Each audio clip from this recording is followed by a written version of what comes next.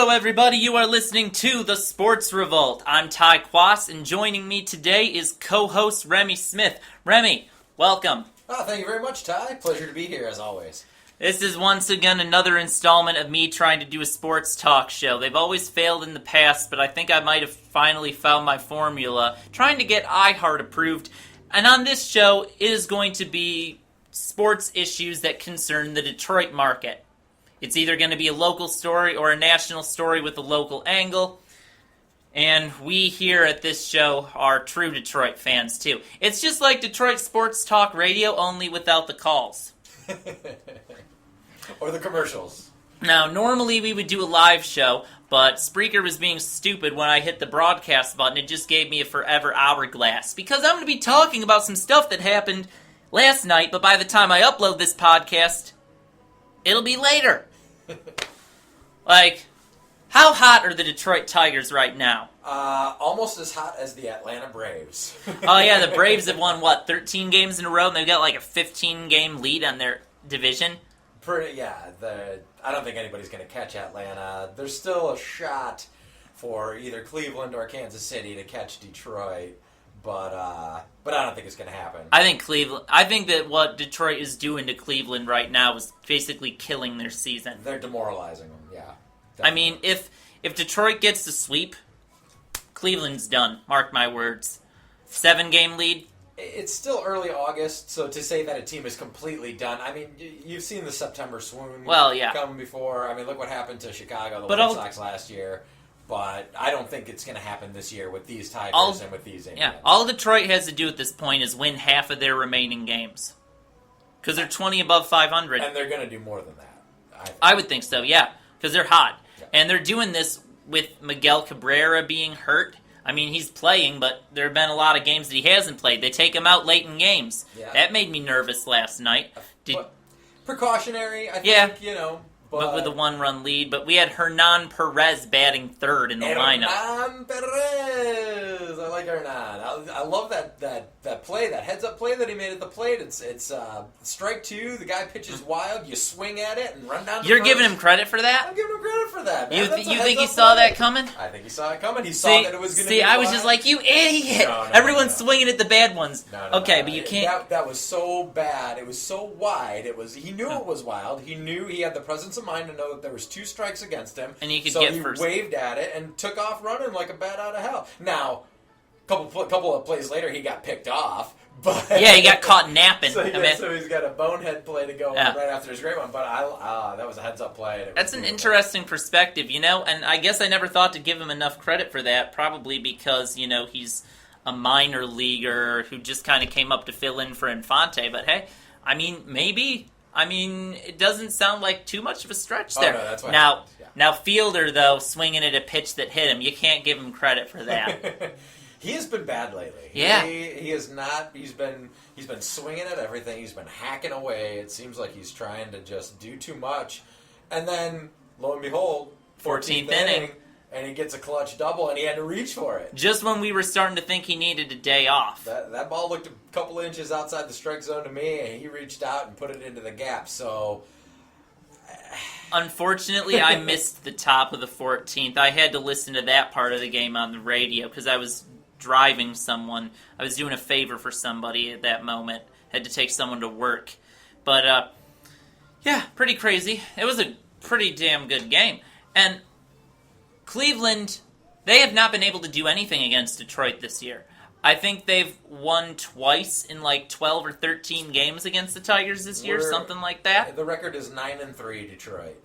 So they've won 3, but they've only won 1 at Progressive Field. So we're killing them in their own home, which is awesome.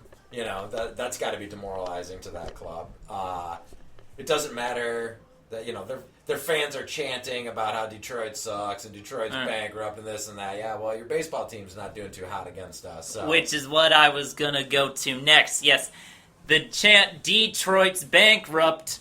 You know what that essentially meant is that they got nothing on the team, baseball-wise, so they're just going to go after the city. Oh yeah, that's lowest common denominator kind of chants and stuff like that. I've never been a big fan of the let's go, whatever team, it sounds kind of sing-song, drives me nuts. It's like, come up with a chant, come up with something clever, come up with something fun, something funny, and like, oh, you're making fun of us because our city's bankrupt. Oh, you're so... And some of the fans who travel down there probably hilarious. have nothing to do with the city of Detroit anyway. Exactly. So how much do you think some of them care? And, It's not clever. It's not funny. It shows that you got, I didn't even know that was what they were saying. When I heard it on the TV, I thought they were saying Detroit Bengals. I'm like, what the hell does that mean? Well, the Bengal Tigers. It wasn't until... I didn't even get the references. I went on Twitter and I saw, 97.1 sports personality / journalist Terry Foster made a tweet about them watching our bankrupt asses go to Comerica Park in October. And I was like, what is he talking about? What's going on? Then I wake up the next morning and I'm listening to Carson Anderson, the midday show, and Doug is all up in arms about that Detroit bankrupt charge, talking about how that's just lower than anything he would ever chant, and how, there's nothing funny about people losing their pensions, man. And so it's... and he's got a good point there, but come on, it's like, it doesn't hurt my feelings if they want to chant about my city being He was the only one who cared at all. Yeah. Out of all the personalities, I've listened to 4 opinions on that station, and he was the only one who really cared at all. Right. Now, but granted, it takes a lot to impress me. I once almost got kicked out of a Tiger game because I was down. It was back when it was in 2003 when the Tigers were awful. And I was sitting. It was back when the bullpens were out in the outfield over in right field. Tiger Stadium. Yeah. No, I'm talking about Comerica Park, but it's before they moved the bullpens around to the other side. They moved them over to left field. They used to be in right field where that big bell tire tunnel is. So anyways, I'm down there, and I had a few root beers. Let's just say I had a couple of root beers in me. And we were playing in Kansas City. Because I'm sure A&W alters your behavior. Yes, it does. But anyways, we were playing Kansas City at the time. It was the end of the season. It was in September, and I was screaming at him, heckling the bullpen guys about how our 4th place team was way better than their 5th place team, and Usher came up and actually very politely tapped me on the shoulder and asked me to refrain from screeching at the top of my lungs at the bullpen players. And I asked him. I said, well, who was mad about it? Who wanted me to leave? Was it the Royals or the Tigers? And he said it was both. Both teams wanted me to just shut the heck up. Oh, that's fun. And this was back when the Tigers weren't good at all. They were awful. They were awful. So they could hear fans individually. Oh yeah. There wasn't many of us there. Everybody had left, and actually I had moved up. My seat was farther back, and so I had moved up closer, and so that's what the usher used. He said, "Yeah, you're gonna have to go back to your seat and quiet down a little bit." But he was really nice about it, and so I obliged. Well, yeah, you didn't want to get thrown out on your ass, did you? It was the 8th inning in a game in September against the 2003, Royals. 2003 was the worst Tigers team ever. Exactly. Exactly. So, yeah, they had enough of the hecklers that year. So I understood. I took pity on them. So, but to say the least, then, it doesn't bother you necessarily that the Cleveland fans would say that. Absolutely not. Yeah. Say whatever you want. We're still going to be playing baseball kicking long their after asses. they are. They haven't had a championship since 1948. No Cleveland team has won it all since 1948. They're the saddest city in professional sports. Say whatever you want. Yeah. Detroit fans could chant back something about, LeBron. Where's LeBron? Where's LeBron? I usually don't like to pick fights with people from Cleveland. I have been to Progressive Field. I have seen a couple of games there. We were not treated very kindly. Lots of people want to try and get into it with you. A lot of people try and egg you on or throw things at you. And really? Oh, yeah. What do they have to say? That was my personal experience. I'm not saying that all Cleveland fans are like that or anything like that. That was my experience. When were you there? Was Cleveland a good team that year? It was 2006. So, yeah, they were in the hunt with us for a while. But yeah, that magical season, I went to about 50 games, and 3 of them were down in Cleveland. Oh, nice. Yeah, good times. Fond memories. But no, to say the least now, Detroit has an 11-game win streak. And Detroit, their fans sell out. They come to the park. I mean, the fact that there were enough Detroit fans in Cleveland that Cleveland felt the need to do that chant, what does that say about them as a fan base? They have the worst attendance in the American League. And they were on a super hot streak as of late, too. They had won 10 of 11 until Detroit came to town. What it tells me is that, even if the team does well, the fans don't believe in that team. Flat out, you know. They were still, up until a couple of days ago, kind of clinging to a wild card spot chase. I don't know exactly what the standings are right now. Technically, they're not out of it. They're a couple games behind the Rays. They could go on another hot streak, but we just caught the Rays. You know, with our big hot streak, we just won 11 games in a row, and we just caught Tampa Bay. So, I tell you, we're above Tampa Bay. We are now by a little bit, but it's been close. The Tigers needed this big 11-game win streak. Oh yeah, that's how you make the playoffs. Every division winner needs that one hot streak at some point in the season where you win 15 of 16, or which they've done. Yep. 10 in a row, 11, maybe 12, depending on how things are tomorrow when this is uploaded.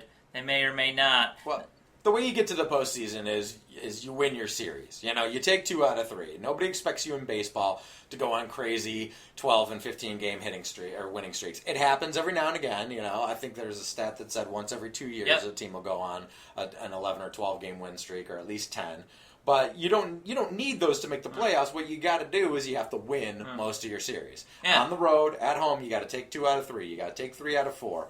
You got to split the ones on the road, and you got to win your home series. But it's these hot streaks that help you pull away and prevent collapses in September. Absolutely, yeah. Or weather the storm when things aren't going so well. Now, so baseball fans have been pretty hostile. What else is new? I mean, when I go to games, I enjoy heckling, and I haven't been to a game in a couple of years. But anyway, in Chicago, there's another interesting thing going on. You know, A-Rod, he is supposed to be suspended through all of next year. I'm not exactly sure what is justifying his suspension being so much longer than everybody else's necessarily, but... Well, I believe it has to do with he admitted once to using steroids. Okay. And now he's embroiled in the Biogenesis case, and also is refusing to accept any punishment. The guys that go along with it and say, yeah, okay, I got wrapped up in it, I was, doing something I shouldn't have done, I'll accept the 50-game suspension, cool. With A-Rod, it's more like, you lied to us, you withheld evidence, you tampered with evidence. He tried to hush people up. Well, yeah. So that's what they're looking at, too. And again, it's not about dropping a dirty urine sample anymore. Now it's about if you get caught up messing with PEDs or, holding it for somebody or storing it in your fridge or, having a phone conversation about them, they're throwing the book at you.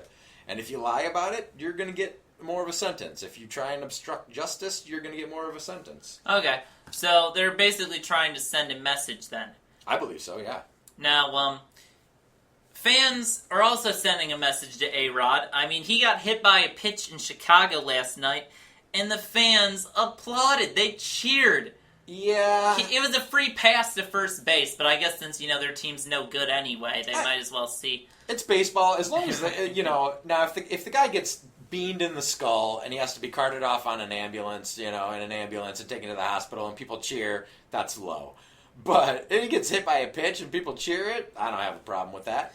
Yeah, me neither. Here's a guy that's made over $100 million in his career. He's known for being a playboy that has, actresses for girlfriends, and can you blame him though? If you're a professional athlete with that kind of money, don't you want to sleep around? He goes through them, he goes through them like they're nothing, and well, they are nothing. And then he's admitted to using steroids. So I can see where the ire of a lot of fans comes in. I can see why a lot of people don't like A-Rod. I'm not, I'm a very anti-Yankee guy myself. I've never liked the Yankees. I've always rooted against the Yankees. I always hated it when the Yankees won championships. Anybody but the Yankees, is my opinion. And, and I look at somebody like A-Rod, some guy who had all this talent and all this charisma and all this, great stuff going for him. And now his fall from grace is kind of like, well, you reap what you sow, buddy. Sorry. I got no sympathy for you. Do you dislike A-Rod any more than other Yankee players? Is he or do you just hate the Yankees and he's part of that team? Like, would you hate him this much if he wasn't a Yankee? Here's the thing. I have found it really hard to hate A-Rod because every time we face him in the postseason, he hits like 0.67. He's a non-existent. We beat them. He's never done anything to Detroit to make me kind of hate him. Yeah, I get you. Now, regarding this whole A-Rod thing and the steroids thing, I'll admit, I don't care if players dope. Now, see, I do. I don't think steroids should be a part of the game. I don't want it to be a part of the game. I think, you go with your talent and your abilities and you work out, but when you start taking chemicals, the laws of the game say no taking these and these and these substances. And if you take them, you're cheating. Well, yeah, those are the rules, and the only reason I get mad at players for breaking those rules is because it jeopardizes their team. The only reason that I'm mad about the whole Peralta thing, we're going to talk about Peralta in a minute, but first I want to explain to you why I don't care if people take steroids. Okay, now I was a little kid in the 90s, but you probably were familiar with the Mark McGwire, Sammy Sosa home run chase. Was that exciting to you? Did that entertain you? No, I could see the writing on the wall. I could tell that these guys were big, they were all juiced up and stuff. And so you weren't into watching them just crush balls out of the park? No, I thought it was a bunch of hooey. See, I think it would make baseball more entertaining. But then again, I'm all about home runs, American League style play. Now, this was going on in the National League, but still, it was a style of play that's more common in the American League. Yeah. Sammy Sosa, Mark McGwire. But, okay. In the business world, you've got, in college world, you got people who take Adderall before they take a big test to try to score better, to help them concentrate. That's a drug. Don't agree with that either. But are you really going to judge someone for that? It's like, oh, your test score is tainted because you were on Adderall. Or, oh, you journalists who were taking that to stay awake all night to write your columns, you're cheating. Hey, listen, my whole point on anything that you put into your body is it's your own business. Yes. But you look at the state of our society. You look at kids growing up looking up to professional athletes, want to become a professional athlete themselves, knowing that these drugs can kill you. They can change you. They can make you a bad person. The roid rage thing is very real. The fact that it shaves years off your life and makes your cells break down is very real, and that's dangerous. I think it's I like to think of sports as kids look up to sports heroes and they want to emulate them, and so I think the powers that be that set these rules into place are saying the same thing. Keep it clean, keep these drugs out of there, and look, those are the rules. You got to play by them. Do I necessarily agree with them? Not 100%. I think you should kind of be able to put whatever you want in your own body, but you're not. And so if you break those rules, you got to pay the punishment. Well, yeah, but you're missing what I'm talking about. I'm explaining just why I don't agree with the rules.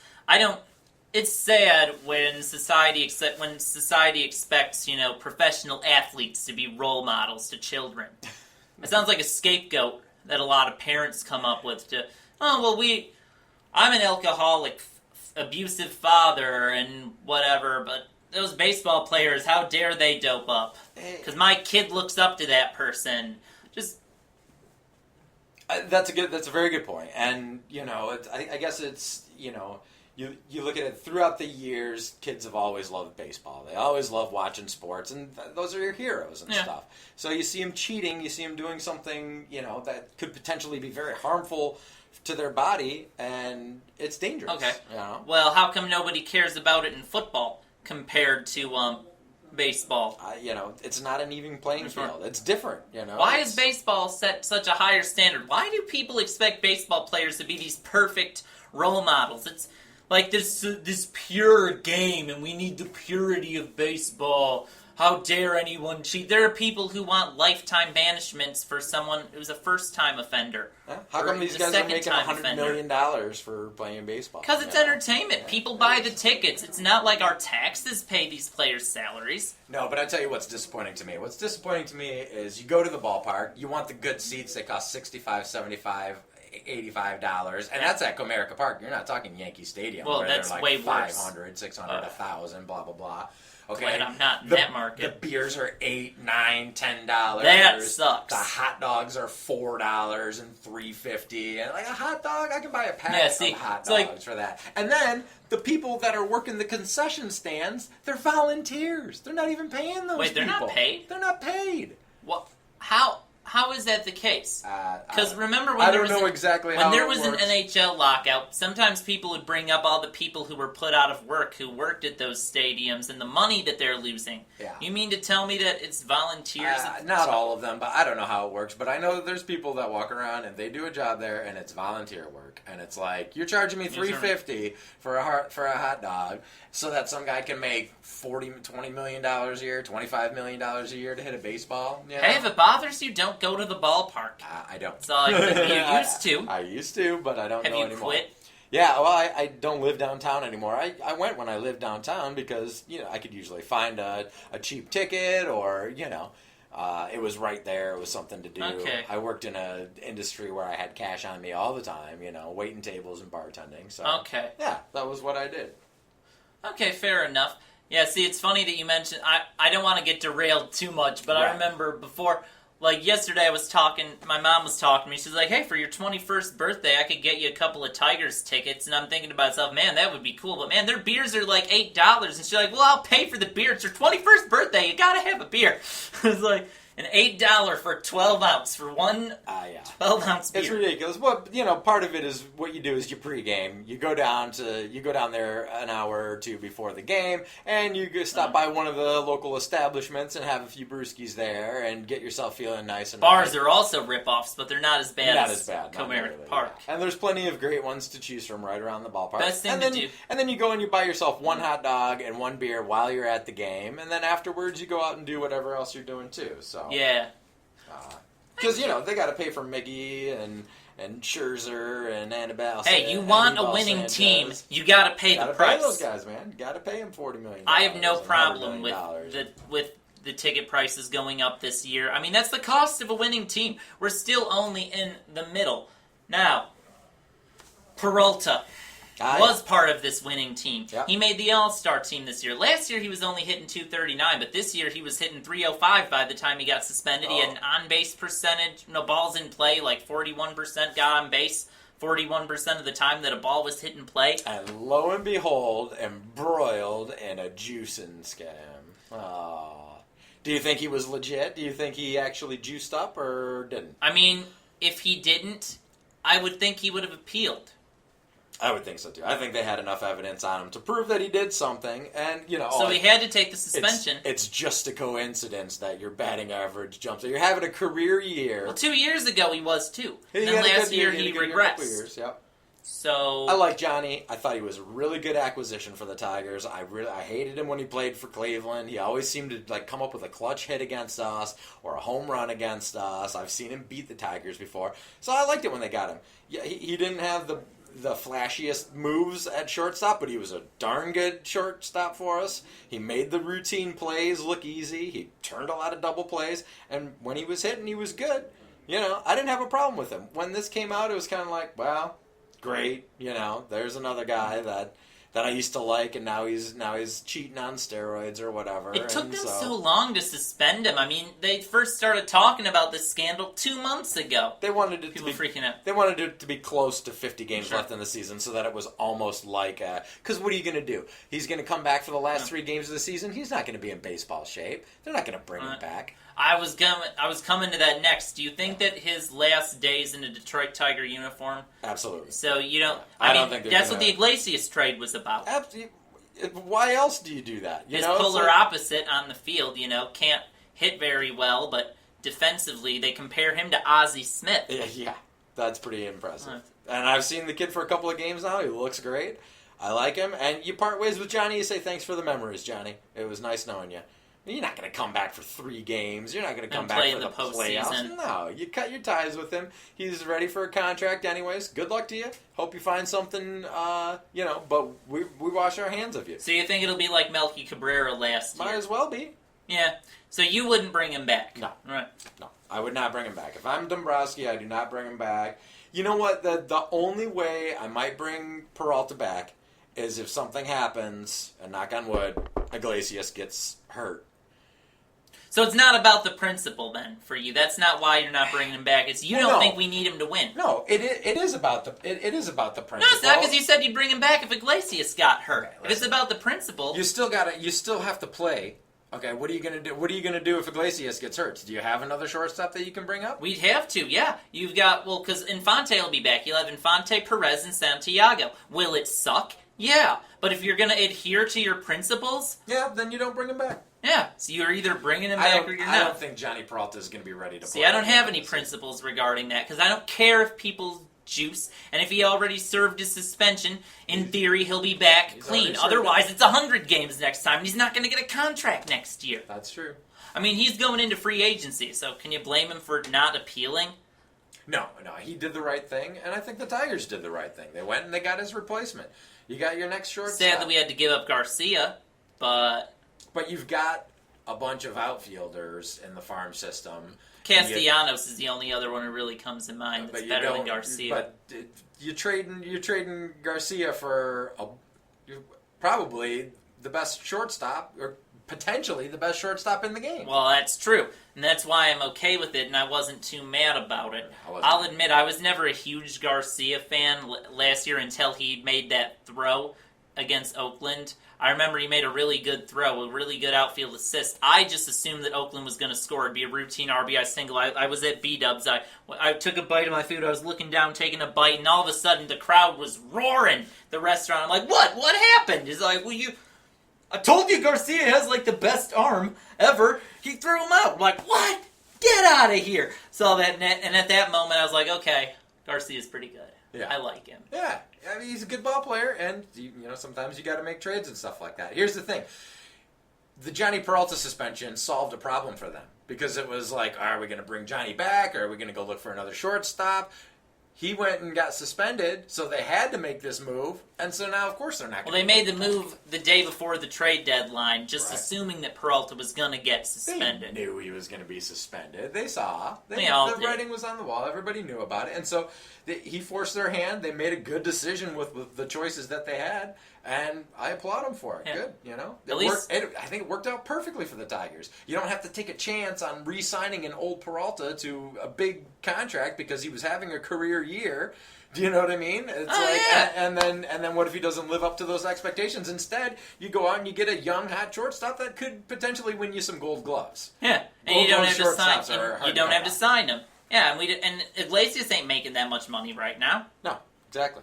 And you got him for 4 or 5 years. I mean, we're not going to be able to afford giving that many more players big paydays. I mean, I know we're working on the extension with Cabrera, so that'll get done. But after that, we'll be lucky if we can get Scherzer to come back after next year. We just might have to put the pedal to the metal and win it this year and hopefully next year, and then accept the fact that we're going to regress a little bit. Well, that's the point. The Tigers are built for now. They have. It's pretty obvious. I don't enjoy built for now. If any team has put themselves together to win right now, it's them. You can't worry about the future in sports. I know, but I always look into the future and think to myself, oh my God, they're going to be terrible, and it makes it harder for me to enjoy the present. They're not going to be terrible. They've got Prince Fielder for 9 years. They got Cabrera for a long time. You think Fielder's going to be good those last 3-4 years of his contract? He's going to. Oh my God. As long as he doesn't weigh 500 pounds. This is a terrible contract. Okay, Prince Fielder's contract is probably it's like the second worst in major. Third worst. I mean, A-Rod, Pujols. Although the Yankees are going to be getting a lot of that money back because of A-Rod's suspension. Don't you think that might be part of the reason A-Rod's appealing? Oh yeah, he wants his money. That's a big part. Absolutely. He's going to have to come up with some kind of settlement with the Yankees. Not to change the subject real quick, but how about Bonderman coming back for the Tigers, man? 3 innings, 27 pitches, 3 strikeouts. What the hell was that about? It was pretty nice. I mean, granted, the Indians were chasing some pretty ugly-looking pictures, but, I mean, he was throwing that fastball, and the bottom was just dropping right out of it. That first inning, man, they were ending up in the dirt. When he let go of the ball, it looks like it's coming right down the middle of the plate, and it ended up bouncing in the dirt. So and I'll admit, he's got some stuff. I was a major opponent of bringing back Bonderman when he first signed. And believe me, I don't think he's going to be great all year. This was a nice little thing, but his ERA is not going to stay at 0. Oh, no. He's going to get up there in the 3s, maybe even the 4s as a long reliever. I always thought that him being a relief pitcher would be a terrible idea because when he was a starter, it was the first time around that batters would get to him. He didn't get in a groove until later. He was known for having a rough outing in the first inning. Yeah, exactly. Yeah. And so transition that to the bullpen. It's a different ballgame, though. You know what I'm saying? You get yourself mentally prepared differently when you're a starting pitcher than when you are a reliever. And when you're, maybe it's just that, you know, like, it's the hype of everybody's filling into the stadium, it's the beginning of the game, blah, blah, blah. Whereas when you sit out in the bullpen and you watch for the first 5, 6, 7, 8, 13 innings, whatever, like last night, you get a different comfort level going. And then you're warming up out there and you're watching the game and, you know, the team's counting on you to hold this lead or, you know, or to hold the tie. It's a different kind of pressure situation than, you know, I'm the starting pitcher and it's the first inning. So, plus, you know, that was years ago. People change, you know. Are you different than you were 4 or 5 years ago? I know I am. Oh, absolutely. So but then again, I'm a 20-year-old, so I was in high school. Yeah. I was too, 4 or 5 years ago. Yeah, okay. More like 20 years ago. Yeah, if you were still in high school 4 or 5 years ago, we'd have problems, to say the least. So yeah, to sum it up, those are our thoughts regarding the baseball and whatnot. Normally, chat feedback would be an option in the chat service bar, because normally this will be a live show. If this were a live show, I would ask you guys what your thoughts are. But I can't. So we're just going to wrap up our baseball thing. And coming up, when we come back, a little bit of a fantasy football preview as we're getting excited for the season. I'm going to ask Remy some questions, and he is going to give advice. You want to learn about my team, don't you? Well, we haven't drafted yet, but I'm going to ask him, and I'll give some thoughts too, I guess. Sounds good. It'll be like our own little version of NFL Blitz, only it'll be Fantasy Blitz. Dun, dun, dun, dun. I was thinking, because, you know, the ticket, they do that NFL Blitz thing. That's the only time they stray from the local. And we'll talk a little bit about the NCAA, maybe. Johnny Manziel, he's in some trouble. That's all coming up.